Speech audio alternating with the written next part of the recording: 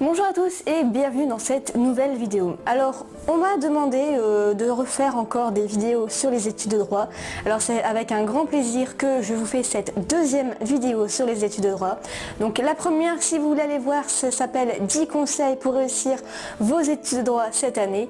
Et tout de suite, eh bien, on va voir quelques conseils pour réussir en droit, des questions auxquelles les étudiants de première année se posent souvent. À tout de suite. Alors la première chose que je peux vous conseiller, c'est d'avoir un mental d'acier pour réussir en droit. C'est-à-dire que vous allez avoir certaines matières où ça va aller tout seul, mais d'autres matières où la majorité des étudiants se plantent, littéralement.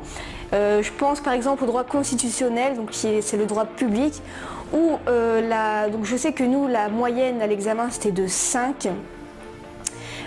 Contrairement au droit civil où la moyenne tournait plutôt de 11-12 à l'examen.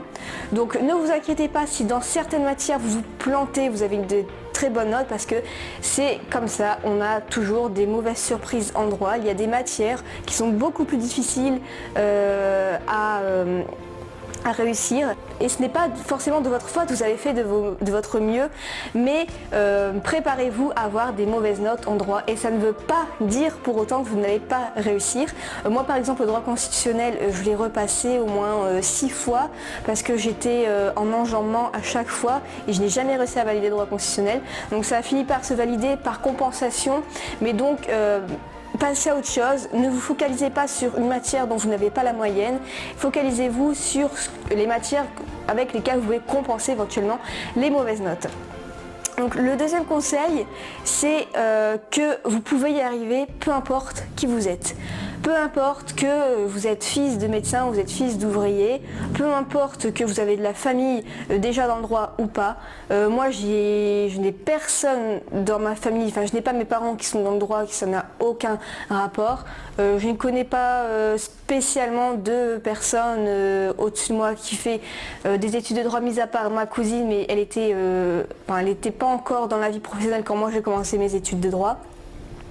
Donc il y a cette rumeur qui dit que pour réussir en droit il faut avoir déjà de la famille, tout ça, mais c'est n'importe quoi parce que peu importe qui vous êtes, vous pouvez y arriver.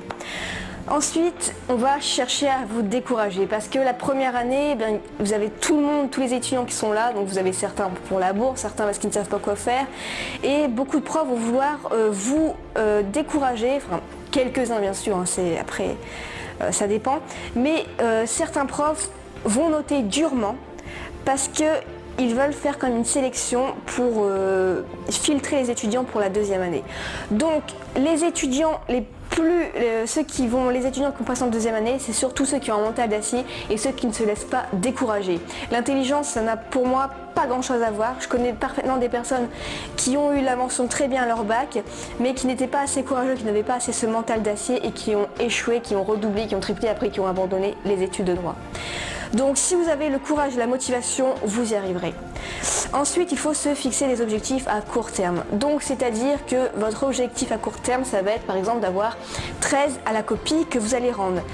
Ça va être de valider votre contrôle continu avec 14. Ensuite, une fois que vous aurez validé ça, votre objectif, ça va être de valider avec 13 pour avoir au moins 13 de moyenne dans cette matière. Donc fixez-vous des objectifs à court terme et ne voyez pas tout de suite valider votre première année. Donc retenez bien qu'il y aura beaucoup de mauvaises notes, mais il faut continuer, il ne faut pas se décourager, il ne faut pas dire que le droit ce n'est pas fait pour vous parce que vous venez d'avoir un 5 à votre dissertation et vous n'avez rien compris.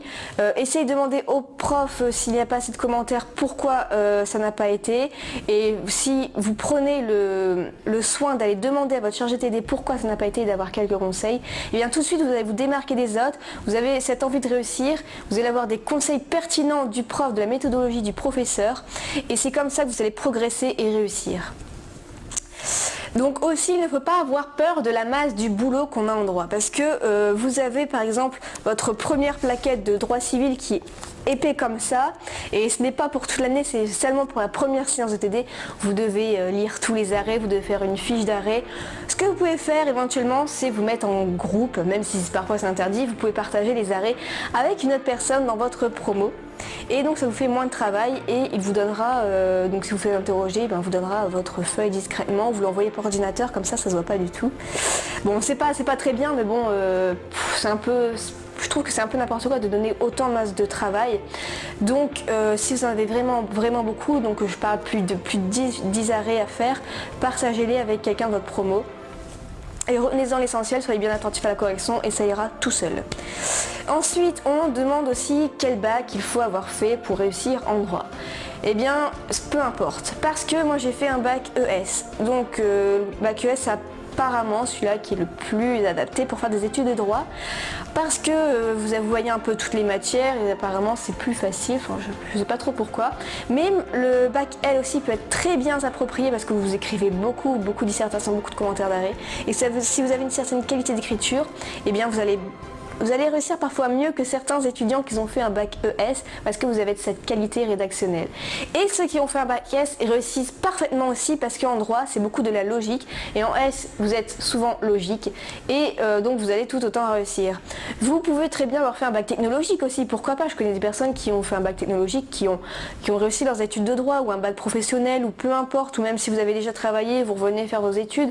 Il y a beaucoup de personnes l'air de rien qui ont passé 40 ans et qui font encore des études de droit, j'en ai beaucoup dans ma fac. Donc voilà pour ces petits conseils. Si vous voulez savoir un conseil précisément sur les études de droit, donc je sais pas comment prendre ses cours, comment s'organiser en TD, peu importe, posez-moi les questions en commentaire et je vous répondrai en vidéo. Salut!